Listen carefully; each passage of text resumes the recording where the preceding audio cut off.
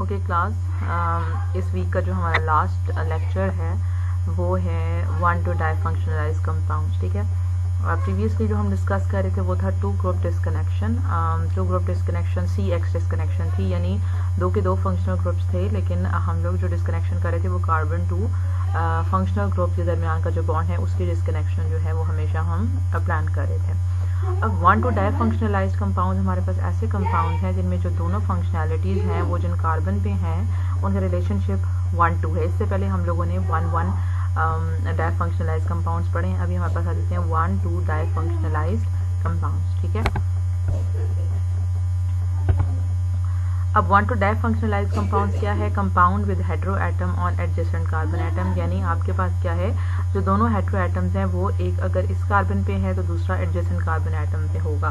तो इसमें अगर हम लोग देखें तो ये हमारे पास क्या आ जाता है, दिस इज एस्टर लिंकेज है, और ये हमारे पास क्या है कि एक कार्बन पे क्लोरो है और दूसरे पे कोई भी हेटेरो एटम न्यूक्लियोफिलिक एंटिटी है, कुछ भी हो सकता है। अब ये जो दोनों हैं दे बेसिकली एनालाइज हम इनको करें तो ये किससे बने हुए हैं? हमारे पास अल्कोहल से बने हुए हैं। जैसे मैंने लास्ट में भी आपसे कहा था कि जो सिंपलेस्ट हमारे पास है स्टार्टिंग रिएजेंट जहाँ तक हम जा सकते हैं डिफरेंट CX डिस्कनेक्शंस में, वो ये है कि हम अल्कोहल्स तक जो है वो जाते हैं, क्योंकि अल्कोहल से इन सब चीज़ों को प्लान करना बनाना इज बिट ईजी।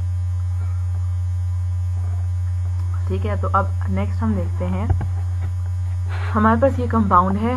जैसे ही हमने इस कंपाउंड को देखा तो सबसे पहले हम देखेंगे दिस इज कार्बन नंबर 1 जिसके ऊपर OH ग्रुप लगा हुआ है, यानी एक कार्बन के ऊपर जो है वो एक फंक्शनैलिटी है। जो इसके साथ एडजेसेंट कार्बन है कार्बन 2, उसके ऊपर भी कोई न्यूक्लियोफाइलिक एंटिटी लगी हुई है। ठीक है, तो हम क्या प्लान करेंगे, एक तो चीज़ें ना आपने कुछ चीज़ें जहन में रखनी है। जब भी आपके पास अल्कोहल्स होंगे और अल्कोहल जिस कार्बन पे है उससे नेक्स्ट कार्बन पे कोई लीविंग ग्रुप लगा हुआ है, ठीक है, तो हमने हमेशा क्या करना है, इस कार्बन टू दिस न्यूक्लियोफाइल, इस बॉन्ड के क्लीवेज को प्लान करना है। जैसे ही आप क्लीव करोगे क्या होगा, न्यूक्लियोफाइल है ना, जो सेंथोन्स जनरेट होंगे तो चार्जेस क्या आएंगे। देखो ये जो न्यूक्लियोफाइल है it mean it's a electronegative species, और नेगेटिव चार्ज क्या हो जाएगा, नेगेटिव सेंथोन हमारा ये न्यूक्लियोफिलिक बनेगा, ये न्यूक्लियोफाइल इस पे नेगेटिव चार्ज आएगा, और जो दूसरा हमारा पोर्शन होगा इस कार्बन पे क्या आ जाएगा, पॉजिटिव चार्ज आ जाएगा। ठीक है, अब लेट न्यूक्लियोफाइल हमारा क्या है, कोई क्लोरो है, कोई टॉसिलेट है, कुछ भी है, तो उसके साथ तो हम जो उसका काउंटर आयन है वो तो प्रोटॉन लगा देंगे। लेकिन जब भी आपके पास ऐसा हो कि कार्बन पे OH लगा हो और एडजेसेंट कार्बन पे पॉजिटिव चार्ज हो, तो इसका जो सिंथेटिक इक्विवेलेंट है वो हमेशा हमेशा एपॉक्साइड है, क्योंकि यहाँ क्या होगा, ऑक्सीजन क्या करेगा, अपने लोन पेयर यहाँ बैक साइड कार्बन को शिफ्ट इस कार्बन पॉजिटिव को शिफ्ट करेगा और H का रिमूवल होगा तो एपॉक्साइड। तो जब भी कभी इस तरह से 1-2 डिस्कनेक्शन होती है हम हमेशा अल्कोहल्स तक जाते हैं, और अल्कोहल्स के अलावा जो अदर न्यूक्लियोफाइल है उसको डिस्कनेक्ट करके हमेशा हमेशा जो है वो एपॉक्साइड जो है वो जनरेट कर देते हैं। ठीक है, अच्छा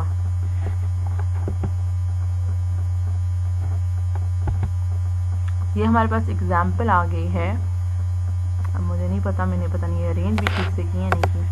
अच्छा चलो देख लेते हैं। पहले हमारे पास जो है वो एग्जाम्पल है इस कंपाउंड की, ये कंपाउंड है आपके पास। ठीक है, इसको हमने एनालाइज करना है, मीन इसकी डिस्कनेक्शन जो है वो प्लान करनी है। So first thing that we will see is कि हमने देखा कि यहाँ पे एरोमेटिक रिंग है, तो एरोमेटिक रिंग के ऊपर जो है वो डिफरेंट सब्स्टिट्यूएंट्स हैं। हमने पहले उन सब्स्टिट्यूएंट की डिस्कनेक्शन नहीं करनी, हमने देखना है कि is there is any long chain जिसको हम डिस्कनेक्ट करें और उसको सिंपलेस्ट सब्स्टिट्यूएंट में चेंज करें जिसकी सब्स्टिट्यूशन जो है वो एरोमेटिक रिंग पे पॉसिबल है। तो देखो ये तो NH2 ग्रुप है, किस तरह से लेके आते हैं, दिस इज समथिंग एल्स, ये जो है वो ईथर लिंकेज आ गई है, ये कैसे आई ये भी हम बाद में देखेंगे। पहले हम ये करेंगे कि ये जो लॉन्ग चेन है इसको किसी ऐसे सिंपलेस्ट सब्स्टिट्यूएंट में चेंज करें जिसको डायरेक्ट बेंजीन पे लाया जा सके।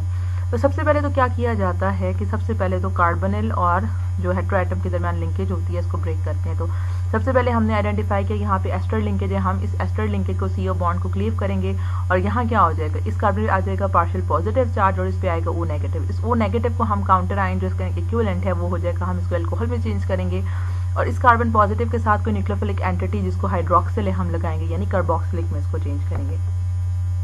ठीक है, अब इसकी जो हम फर्दर डिस्कनेक्शन प्लान करेंगे वो यही है कि एरोमेटिक सब्स्टिट्यूशंस है ना, जो हमने बहुत जो स्टार्टिंग के चैप्टर्स थे उसमें हमने यही पढ़ा था, डिस्कनेक्शन ऐसी डिस्कनेक्शन की थी जिसमें एरोमेटिक रिंग के ऊपर आप जो है डिफरेंट सब्स्टिट्यूएंट्स ला सकते हो। अच्छा अब यहाँ पे देखो, अब कार्बोक्सिलिक को हम डायरेक्टली तो ला नहीं सकते, ठीक है, तो जो ज़्यादा इजी होता है हम इसको मेथड में चेंज करते हैं। लेकिन सबसे पहले हम क्या करते हैं कि आपके पास ये जो NH2 है, अच्छा अगर मैं ये करती हूँ कि भाई मैंने क्या किया, कार्बोक्सिलिक इसके ऊपर रहने दिया, यानी ये बेंजोइक एसिड है, ठीक है, मैंने जहन में रखा कि मैं जो स्टार्टिंग मॉलिक्यूल लूँगी वो बेंजोइक एसिड है, तो इट मीन कि मुझे इसको भी उतारना है और इसको भी उतारना है, ठीक है। अब क्या होगा कि बेंजोइक एसिड की प्रेजेंस में अगर सिर्फ कार्बोक्सिलिक हो तो इसकी प्रेजेंस में जो है वो, अच्छा उस सब को भी आप जोड़ो। सबसे पहले देखो कि क्या ये जो सारे सब्सटेंट लगे हुए ये डायरेक्टली इसके ऊपर अटैच हो सकते हैं, ठीक है, क्या डायरेक्टली ये लगाए जा सकते हैं। तो हमने देखा कि यहाँ NH2 ग्रुप लगा हुआ है, यानी एमिनेशन डायरेक्टली नहीं होती। तो सबसे पहले तो हम जो क्या करेंगे, FGI करेंगे और इसको चेंज करेंगे हम जो है वो NO2 के अंदर। यहाँ ये गलत लिखा हुआ है, आप यहाँ लिखो इसको FGI करो और NH2 को हमने नाइट्रो में चेंज किया और देन हम ऑब्वियसली सबसे डीएक्टिवेटिंग ग्रुप नाइट्रो को यहाँ से हटाएंगे तो हमारे पास ये चीज़ आ जाएगी, ठीक है। तो अब देखो नाइट्रो आया था meta to this ether. Ether भी क्या है, लाइक ईथर कहाँ से बनते हैं, अल्कोहल से बनते हैं ना। अल्कोहल से जैसे हमने कहा कि हम लोग अल्कोहल पे मिथाइलेशन करके उसको मिथॉक्सी में चेंज करते हैं, बिल्कुल ये प्रोपॉक्सी ग्रुप लगा हुआ है ना, तो वो हमने डिफरेंट, जैसे हमने कहा था डाइमेथाइल सल्फेट यूज होता है, तो डाइप्रोपाइल सल्फेट आप यूज कर सकते हो फॉर ईथर कन्वर्जन। तो हम क्या करते हैं कि ये भी आपके पास क्या है, ये जो ईथर है ये भी ऑर्थो पैरा डायरेक्टिंग है और ये मेटा डायरेक्टिंग है। तो इसके ऑर्थो पे नाइट्रो आ रहा है और इसके मेटा पे, इट मीन के दोनों ग्रुप जो है वो फैसिलिटेट करेंगे नाइट्रो का इस पोजीशन पे आना। तो इन दोनों की प्रेजेंस में नाइट्रेशन हो सकती है, तो पहले इन दोनों की प्रेजेंस में अगर ये हो सकती है तो पहले हम इसको डिस्कनेक्ट करेंगे और हम इस मॉलिक्यूल तक जाएंगे, ठीक है। अब यहाँ पे हमने क्या किया, अब O और P आ रही, जो ईथर लिंकेज इसको ब्रेक किया और इसको अल्कोहल में चेंज कर दिया, ठीक है।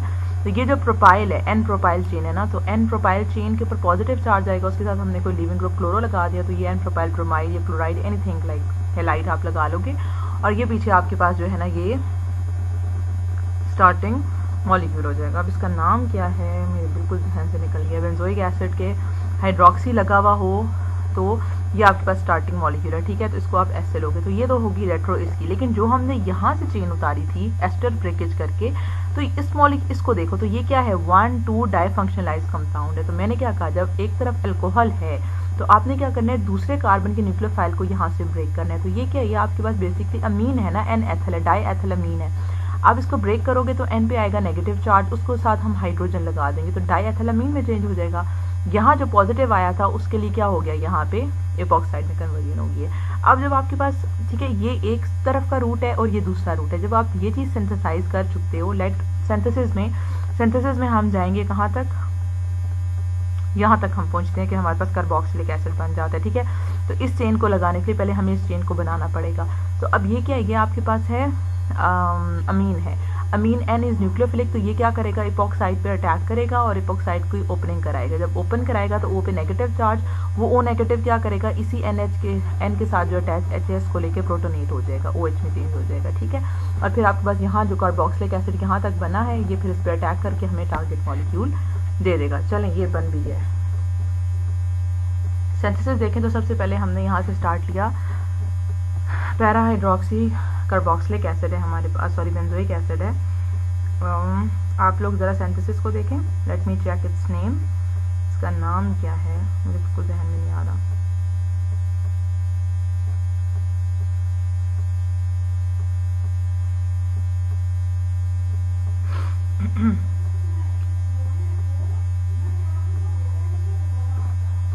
अच्छा, इनका कोई ख़ास कॉमन नेम नहीं है, उनको ऐसा ही जो है वो प्रोनाउंस करते हैं, 4 हाइड्रोक्सी बेंजोइक एसिड है या पैरा बेंजोइक एसिड ही जो है वो हम इनको कह रहे होते हैं, ठीक है। But they are available as starting molecule, crystalline solid form में होते हैं। तो हमने यहाँ पे लिया 4 हाइड्रोक्सी बेंजोइक एसिड या पैरा हाइड्रोक्सी बेंजोइक एसिड। तो सबसे पहले हम बेस को लेके आएंगे। बेस ने क्या करना है, बेस ने एब्स्ट्रैक्ट करना है प्रोटॉन को, बिकॉज इसकी एब्स्ट्रैक्शन से क्या हो जाएगा, O पे आ जाएगा नेगेटिव चार्ज। ये आप कीमोसेलेक्टिविटी वाली बात करें, देखो बेस लाना क्यों जरूरी था, क्योंकि बेस की प्रेजेंस में जब नेगेटिव चार्ज है, दिस इज फिनॉक्साइड आयन, यहाँ कार्बोक्सिलेट आयन बनेगा, तो this is more reactive, more nucleophilic in nature, तो यहाँ से रिएक्शन होगा। जब हमने ये बनाया तो इसका हम फर्दर अटैक कहाँ करवाएंगे, N प्रोपाइल क्लोराइड पे, तो ये O नेगेटिव अटैक करेगा ऑन द कार्बन जो क्लोरो के साथ अटैच्ड है, और यहाँ पे हमारे पास क्या हो जाएगा, ईथर लिंकेज बन जाएगा, ठीक है।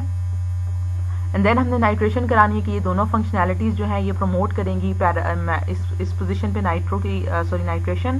तो यहाँ नाइट्रो हुआ, देन हमने रिडक्शन की बाय यूजिंग मतलब थ्रू हाइड्रोजिनेशन प्लेटियम कार्बन हमने यूज़ किया, NH2 में चेंज हो गया।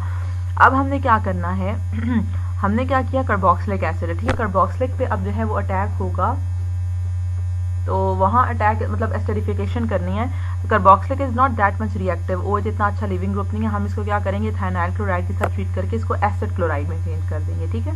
और देन एस्टरिफिकेशन हमारे पास हो जाएगी। और एस्टरिफिकेशन के लिए यही वो जो स्टेप मैंने आपको बताया, पहले हम अमीन और एपॉक्साइड के रिएक्शन से 1 to डाइफंक्शनलाइज कंपाउंड करेंगे, 1 हाइड्रोक्सी 2 अमीनो इथेन जो भी इसका नाम है, और इसको यूज करते हुए एस्टरिफिकेशन यहाँ पे होगी। और this is our target molecule that was required to synthesize, ठीक है, ये बन जाएगा। नेक्स्ट एग्जांपल आ जाती है जी बीटा क्लोरोअमीन की। तो बीटा क्लोरोअमीन को देखो आपके पास 2 रिंग्स हैं। Let me finish my T. अच्छा, इस एनालिसिस को देखें, कहाँ गया एरो। अच्छा, ये तो है हमारे पास एक मॉलिक्यूल, ठीक है, इसकी तो हम रेट्रो सोचेंगे, बट फर्स्ट हमने क्या करना है कि हमें इस पूरे कंपाउंड के ऊपर ये एक चेंज जो है ना वो अजीब सी लग रही है। तो हमने क्या करना है, पहले इसको यहाँ से उतार के फेंकना है। तो what we will do is कि यहाँ पे N है, मीन कार्बन, और CX लिंकेज है, this is C and this is N mean any X group. तो ये एक CX आ गया और ये कार्बन क्लोरो है तो CX, इट मीन कि इट इज 2 ग्रुप। यहाँ पे क्या है, 1 to डाइफंक्शनलाइज कंपाउंड है, ठीक है। तो हम क्या करेंगे, सबसे पहले क्या करेंगे, हम इस क्लोरो को यहाँ से चेंज करेंगे अल्कोहल में। जो मैंने कहा था कि 1 to डाइफंक्शनलाइज में अगर एक फंक्शनल ग्रुप जो है वो दोनों फंक्शनल ग्रुप अल्कोहल नहीं है, तो you just try to convert one of the functionality into OH, क्योंकि OH बनाना इज वेरी मच इजी, और from OH going back to that functionality is also easy. और OH से हम इपॉक्साइड की तरफ चले जाते हैं, तो that's why we always do this. तो क्लोरो को मैंने चेंज किया OH में, क्योंकि OH को क्लोरो में चेंज करने के लिए मैं इसको अल्कोहल को ट्रीट करा सकती हूँ PCl5 के साथ, PCl3 के साथ, या सल्फोनाइल क्लोराइड के साथ, तो इजीली हाइड्रोक्सिल जो है वो क्लोरो में चेंज हो जाएगा, ठीक है। अब हमने देखा कि दिस इज 1 to डाइफंक्शन। अब हमने क्या की, 1 to डाइफंक्शनलाइज कंपाउंड की डिस्कनेक्शन इस सेंस में की कि ये वाले बॉन्ड को मैं क्लीव करूंगी, यहाँ आएगा positive, this positive carbon is next to the carbon having OH, तो ये इपॉक्साइड में चेंज होगा। और इस N पे जब नेगेटिव चार्ज आया तो इसको बैलेंस करने के लिए मैं यहाँ पे H लगा दूंगी, ठीक है। अब ये चीज़ बड़ी सिमेट्रिक सी आ गई है। तो मैंने अब यहाँ क्या करना है कि यहाँ पे मैंने एस्टर लिंकेज देखा, तो मैंने CO लिंकेज को तोड़ना है, ठीक है। तो ये CO लिंकेज एस्टर की जब ब्रेक होगी, तो यहाँ पे जो चीज़ है, चाहे मैं इसको कार्बोक्सिलिक में कन्वर्ट करती हूँ, या पहले मैं इसको जो है वो क्लोरो एसिड हेलाइड में चेंज करूँ, देन FCI से कार्बोक्सिलिक में चेंज करती हूँ, और यहाँ बन जाएगा OH। Again this is 1 to di X, carbon 1 पे OH है, कार्बन 2 पे NH है, तो मैं अगेन यहाँ से क्लीव करूंगी, एक और इपॉक्साइड जनरेट होगा और यहाँ बन जाएगा NH2, and this is anthranilic acid which is available starting molecule. इसकी सिंथेसिस में अगर देखूं तो देखिए, सबसे पहले तो कार्बोक्सिलिक है, दूसरा NH2 है। तो सबसे पहले क्या होगा कि न्यूक्लियोफिलिक एंटिटी यहाँ पे क्या है, NH2 है, क्योंकि यहाँ के जो O है इसके पास लोन पेयर है, but it is in conjugation with carbonyl, तो ये तो अटैक नहीं करेगा इपॉक्साइड को ओपन करने में।